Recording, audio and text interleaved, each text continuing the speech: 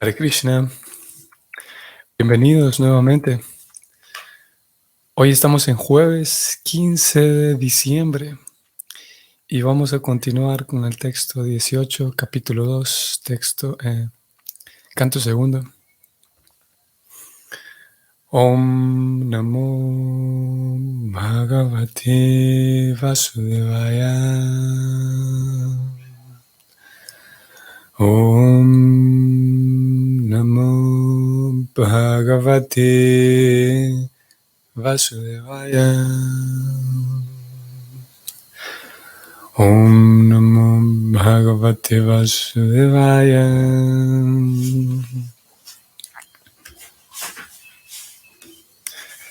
Param Padam Vaishnavam Mamanantitat Jangneti Nitetyatat Utsi Shriksavam Vishriya Dauratmyam Ananya Sauhridam Hridopa Guhyardra Padam Pade Padem.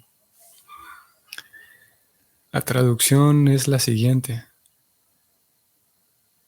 Los trascendentalistas desean eludir todo lo ateo, pues conocen esa situación suprema en la que todo está relacionado con el Señor Supremo Vishnu.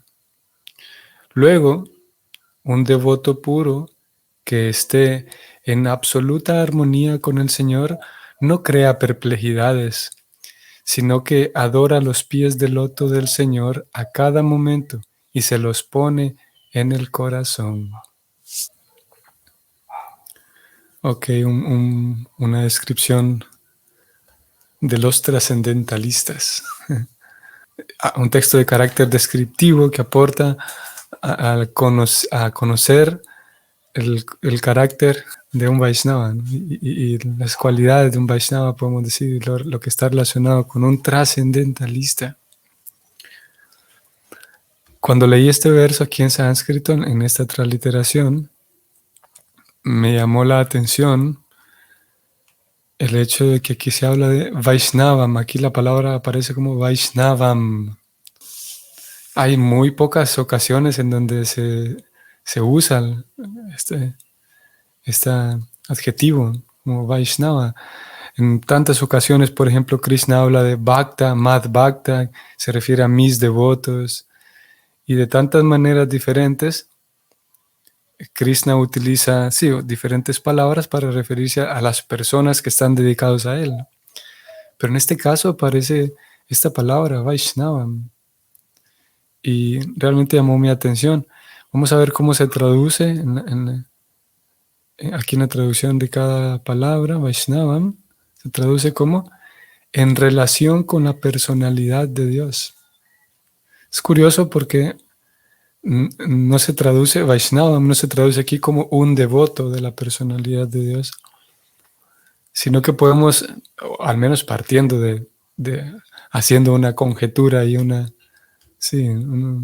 pensando un poco en relación a cómo está traducida esta palabra aquí hoy, podríamos decir que todas las cosas relacionadas con la personalidad de Dios, todas las cosas pueden considerarse Vaishnavas, todas las cosas, porque todas las cosas relacionadas con Vishnu, justamente lo leímos ayer, cualquier cosa relacionada con Vishnu, ya sea él mismo, su nombre, su morada eterna, aquí entra también su séquito, o sea, todas las almas que lo acompañan en el mundo espiritual, todas esas cosas relacionadas con Vishnu, por ser igualmente potentes que Vishnu, son llamados Vaishnavas. Esa no es una definición universal del concepto de Vaishnava, solamente estamos tratando de comprenderlo en el marco de este verso, ¿no? Y si continuamos viendo aquí, encontramos esta palabra, Sauhrida, que aquellos Vaishnavas de buena fe abandonan todo aquello que está sin Dios. Estoy subrayando aquí para quienes están observando. En el verso se tradujo que los trascendentalistas eluden todo lo ateo. Cuando hablamos de ateísmo, generalmente lo relacionamos con una persona que se declara atea. Hasta que una persona se declara atea, entonces decimos, él es ateo. Pero aquí, ya que el verso habla de que los trascendentalistas eluden todo lo ateo, interesante que no solamente dice eluden a los ateos, sino que elude a todo lo ateo, el trascendentalista. O sea, en otras palabras, diciéndolo de otra manera, estoy viéndolo aquí en la pantalla y lo subrayo, el trascendentalista elude todo aquello que sea sin Dios, todo lo que esté sin Dios. Por ejemplo, toda la recreación, porque necesitamos recrearnos. El trascendentalista entonces eludirá y todo lo que sea sin Dios, toda la recreación que sea sin Dios, y lo mismo al revés, buscará una recreación con Dios o que esté vinculada con Él. Y así todo. A pesar de todo estar vinculado con el Señor Supremo, habrá, por ejemplo, lugares que de manera directa y de manera declarada eh, intentan separar a Dios, podemos decir. Si bien es verdad, nadie puede escapar de Dios bajo la visión que hemos venido estudiando estos últimos días, sin duda que al mismo tiempo habrá actividades que son nocivas, que definitivamente están destinadas o que van encaminadas a apartar a la persona de Dios. Porque podríamos decir, bueno, todas las actividades están en Dios y todo es Dios, bajo el concepto que hemos venido leyendo, entonces puedo matar a un animal para comérmelo, por ejemplo. Y esa sería una actividad directa que los trascendentalistas evitan, eluden. Y así vamos a encontrar diferentes lugares que son nocivos, diferentes actividades, diferentes personas, incluso diferentes ideas, diferentes libros, en fin. El trascendentalista sabe eludir eso y no cae en la falsa trampa de decir todos somos uno, así que cualquier cosa que haga está bien, solamente tengo que hacerla de buen corazón. Voy a dejar fluir la cosa y cualquier cosa que haga está bien. Eso nos puede llevar a una trampa, porque hay cosas que sí son nocivas y que definitivamente están destinadas a que uno quede sin Dios, a apartarme de Dios. Y hay que conocer esas actividades, esas cosas, esos lugares, esas personas, esas filosofías, esos libros. Sí hay cosas que me apartan de Dios, a pesar de que todo es creación de Dios. Entonces, el trascendentalista sabe eludir eso y por su propio bien, porque sabe que manteniéndose en compañía y en contacto con Dios, esa es su plenitud. Y hay cosas que lo desencaminan, sin duda. ¿Y cómo hace eso el trascendentalista? Aquí encontramos otra palabra que es sauhridam. La traduzco aquí como, o bueno, se traduce aquí como, vamos a ver, de buena fe. O sea, con agrado. El trascendentalista no está frustrado porque tengo que seguir esta regla y tengo que eludir esto. No, hombre, sino de buena fe, con agrado. Por un lado, con agrado y por otro lado, o sea, tiene ese agrado al evitar lo que está evitando porque sabe bien el resultado, con alegría, porque conoce bien que evitando esto estoy bien. En realidad me estoy evitando un problema yo mismo con eludir lo que estoy eludiendo. No es solamente seguir una norma, sino que de buena fe y al mismo tiempo teniendo fe en que si me mantengo con Krishna estoy bien. Así que no es un camino amargo el del devoto, el del Vaishnava. No es un camino amargo porque todo el tiempo está en contacto con lo Vaishnava, digamos, todas las cosas vinculadas con Krishna. Y poniendo los pies del Señor en su corazón, como aquí se dijo en la traducción, poniendo los pies del Señor en su corazón indica en el corazón siempre abrazar la idea de servir a Dios. Eso significa cuando hablamos o cuando leemos de, justamente como lo leímos en este verso, voy a descender un poco más. voy a subrayar nuevamente, ese devoto no crea perplejidades, no queda confundido y sí, enredado y sí, perplejo, sino que lo que hace es que adora los pies del loto en el corazón, los pies del loto del Señor en su corazón, a cada momento. Pone esos pies en el corazón. ¿Qué significa esto? Claro, es algo figurativo, es un lenguaje figurativo, no es algo literal, poner los pies del loto en el corazón o adorar los pies del loto del Señor. Esto significa que en su corazón la persona abraza la idea y se aferra a la idea de buena fe, como leímos, de servir al Señor. Cuando hablamos de los pies del loto del Señor, y justamente lo leímos hace unos días, como aquí en estos significados, hace un par de versos atrás, que se describía los pies del loto del Señor como la actitud de servicio. Y primero debe acercarse la persona a los pies del loto, se decía, en el sentido de primero debe acercarse con la actitud de servicio. Y es justamente lo mismo aquí, adorar los pies del loto del Señor y ponerlos en el corazón a cada momento significa que a cada momento sé que puedo con cualquier actividad servir al Señor, manteniendo una meditación adecuada. Y esa meditación, la meditación adecuada de que puedo servir al Señor, junto con la buena fe de servir y con agrado al Señor, eso le permite a uno mantenerse en una absoluta armonía con el Señor y estar siempre desenredado, libre, protegido para que cualquier cosa que haga no terminar enredado. Antes de leer este significado, vamos a ir a la Gita, Gita 5.7. Vamos a encontrar un verso aquí bastante bonito. Aquí está. Yoga yukta visudatma vijitatma jitendriyaha sarva bhutatma kurvam api nalipyate. Krishna dice, aquel que trabaja con devoción, que es un alma pura y que controla la mente y los sentidos, es querido por todos y todos son queridos por él. Aunque esa persona siempre trabaja, jamás se enreda. El mismo punto que estamos leyendo. Aunque hace un montón de cosas, esta persona no se enreda, no termina perpleja, confundida. ¿Por qué? Porque trabaja con devoción. Lo mismo, guarda en el corazón los pies del loto del Señor. Es una persona que controla la mente y los sentidos. ¿Qué significa esto en esta línea de ideas?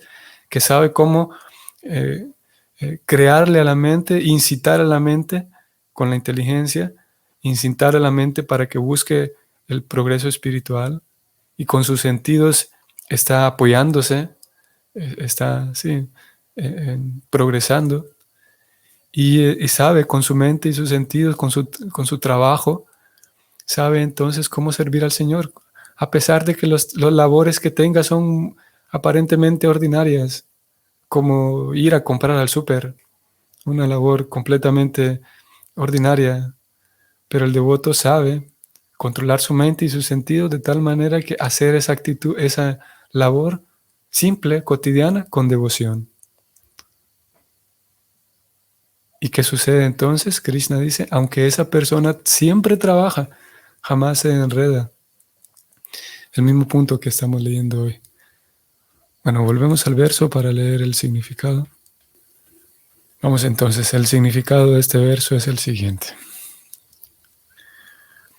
En la Bhagavad Gita se menciona varias veces Mad Dhamma, lo cual significa mi morada.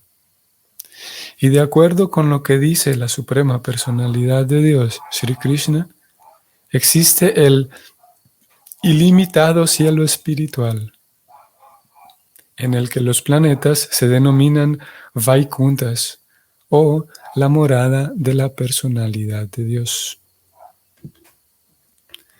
En ese cielo, que se encuentra muchísimo más allá del cielo material y sus 7 coberturas, no hay necesidad del sol ni de la luna, ni hay necesidad de electricidad para la iluminación.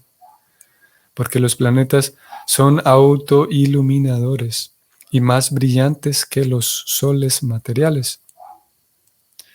Los devotos puros del Señor están en armonía absoluta con la personalidad de Dios, o en otras palabras, siempre piensan en el Señor como su único bien queriente y amigo de confianza.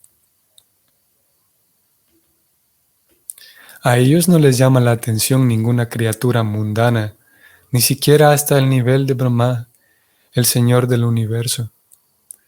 Solo ellos pueden tener de modo definitivo una visión clara de los planetas Vaikunthas.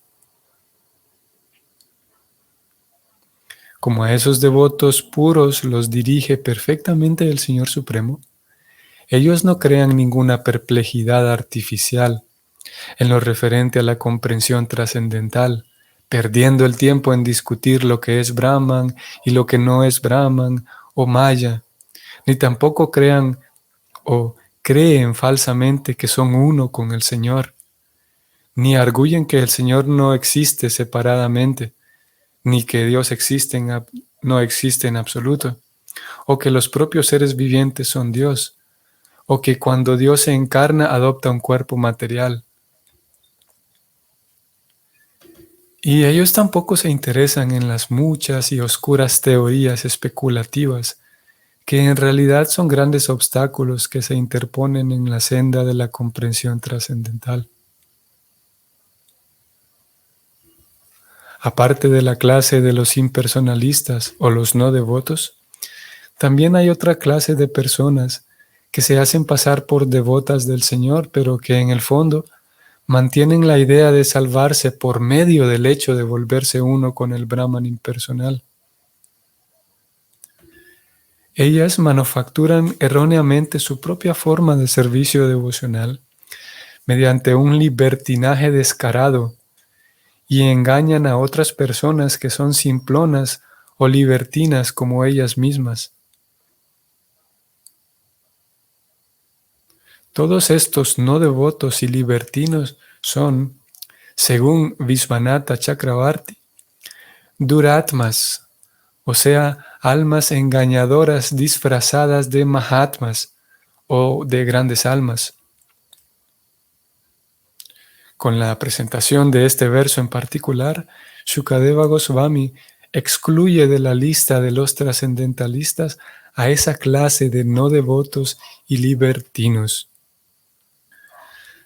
De modo que los planetas Vaikunthas son, en efecto, los lugares residenciales supremos denominados Param Padam. Param Padam. El Brahmayoti impersonal, también se denomina el Param Padam por su condición de ser los rayos de los planetas Vaikunthas, tal como los rayos solares son los rayos del Sol. En la Bhagavad Gita 14:27 se dice claramente que el Brahman Yoti impersonal descansa en la persona del Señor, y como todo descansa directa e indirectamente en el Brahman Yoti, todo procede del Señor, todo descansa en Él, y después de la aniquilación, todo se funde únicamente en Él. Por lo tanto, nada es independiente de Él, de Krishna. El devoto puro del Señor deja de perder el valioso tiempo en discriminar entre el Brahman y el no Brahman, porque sabe perfectamente bien que el Señor, para Brahman, por medio de su energía Brahman, está entretejido en todo, en virtud de lo cual el devoto ve todo como propiedad del Señor. El devoto trata de ocupar todo al servicio de Él y no crea perplejidades mediante el hecho de enseñorearse falsamente de la creación del Señor. Él es tan fiel que se ocupa Él mismo, así como también ocupa todo lo demás en el amoroso servicio trascendental del Señor. El devoto ve en todo al Señor y ve todo en el Señor. El disturbio específico creado por el duratma o el alma engañadora se debe a la idea que él sostiene de que la forma trascendental del Señor es algo material. Fin del comentario. Muy bien. Hemos leído de los duratmas. Nuevamente este comentario de Prabhupada va en la dirección de protegernos, proteger nuestra comprensión filosófica. Es una de las labores del el acharya, de nuestro maestro espiritual, el proteger a sus estudiantes. Y aquí da un par de puntadas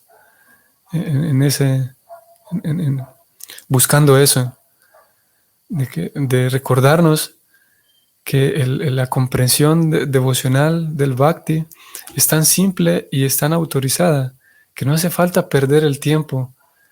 Y lo menciona él de esa manera porque hay escuelas cuyas labores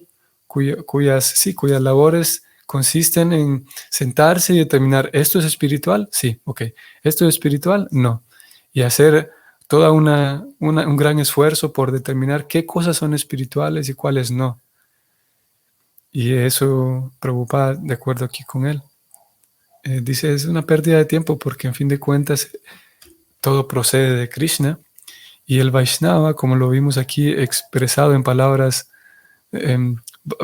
con bastante estética también, aparte de la profundidad teológica y ontológica de estas palabras que acabamos de leer, también hay una estética que resaltan. Vamos a ver. Aquí está. Voy a leerlo. El devoto puro, los Vaishnavas, dejan de perder el valioso tiempo en discriminar entre el Brahman y el no Brahman. ¿Qué es espiritual? ¿Qué no es espiritual? ¿Por qué?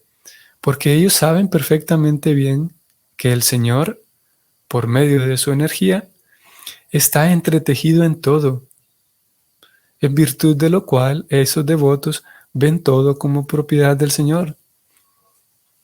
El Señor está entretejido en todo, está presente en todo. Por lo tanto, ese devoto trata de ocupar todo en el servicio de Él. Punto. Se acabó el asunto. Simple. No hace falta perder el tiempo, como Él lo está diciendo aquí, entre distinguir entre qué es Brahman y qué no lo es, qué es espiritual y qué cosa no lo es. Porque en un sentido todo proviene de Dios, por lo tanto, todo tiene que ser ocupado en el servicio de Dios. Simple. Y Él también dio aquí una pincelada. Presentó aquí una lista, bueno, no una lista como tal, pero los puso uno tras otro. Diferentes filosofías que crean perplejidades, comprensiones. Aquí la forma en la que él utiliza este concepto de perplejidad, Prabhupada lo utilizó como distorsiones en relación a Dios, aquellas comprensiones distorsionadas. Y él va poniendo aquí uno tras otro esos conceptos. Algunos dicen que Dios no existe en absoluto, una distorsión, una perplejidad. Otros dicen que sí existe, pero tú y yo somos Dios, los dos juntos, todos somos Dios. Y aquí, como dije, uno tras otro, él va poniendo esas diferentes distorsiones. Otros dicen que sí, Dios existe, y de vez en cuando entra al mundo material. Y cuando entra, la maya, la energía material lo seduce. Por esa razón él tiene que casarse con muchas reinas, porque queda seducido por tantas mujeres. Y bueno, es otra distorsión. Y en fin, hay muchas distorsiones. Pero el Bhakti, de acuerdo como Prabhupada lo señaló aquí, el Bhakti se para y se yergue frente a todas las demás comprensiones de Dios como la comprensión cabal de Dios. Porque es la comprensión que otorgada por Dios, es Dios mismo explicándose a sí mismo en el Bhagavatam y en la Gita. Por lo tanto, es la comprensión más autorizada y más cabal, la comprensión perfecta del perfecto. No porque nosotros formemos parte de esta escuela o porque nosotros la estemos explicando, porque en fin de cuentas no son palabras nuestras. sino lo que hacemos es un intento por transmitir lo que los grandes acharyas del pasado han dicho. Y es eso, esa es la teología del Bhakti, la comprensión cabal del todo supremo, de la verdad absoluta. Que esa comprensión y esa explicación se yergue sobre todas las demás por ser eso, por ser una descripción de Dios acerca de sí mismo. Y claro, en este verso estamos leyendo una descripción de alguien más, no es Dios quien está hablando directamente, es Shukadeva Goswami, pero sucede que todos estos maestros espirituales mantienen una pureza debido al parampara, al sistema de sucesión discipular. Transmiten la enseñanza tal como es, sin ninguna alteración. La misma descripción que hizo Dios de sí mismo la mantienen todos estos maestros espirituales, esa descripción de Dios. Por lo tanto, es completamente autorizada y pura. Y es eso el Bhagavatam. Así que continuemos con nuestro esfuerzo trascendental, así como se dijo aquí, sigo subrayando. Continuemos actuando como trascendentalistas en nuestra vida diaria, eludiendo todo lo que nos aparta de Dios, eludiendo todo lo ateo, eludiendo comportamientos. Claro, eso no es de un día a otro, ¿no? Pero vamos en esa dirección. Eludiendo personas cuando sea necesario, comportamientos, pidiéndole a Krishna cuando sea necesario que me ayude a distinguir qué es lo que tengo que eludir para mi propio avance espiritual. Continuemos en ese esfuerzo, tratando de buscar refugio en Dios, ayuda para todo esto, para que nos regale la claridad de visión y la inteligencia para saber cómo hacerlo. Y continuemos en nuestro esfuerzo de colocar los pies del loto del Señor a cada momento en nuestro corazón, tratar de servirlo en cada cosa. Que tengan entonces un bonito día. Saludos. Si el Señor lo permite, nos vemos mañana.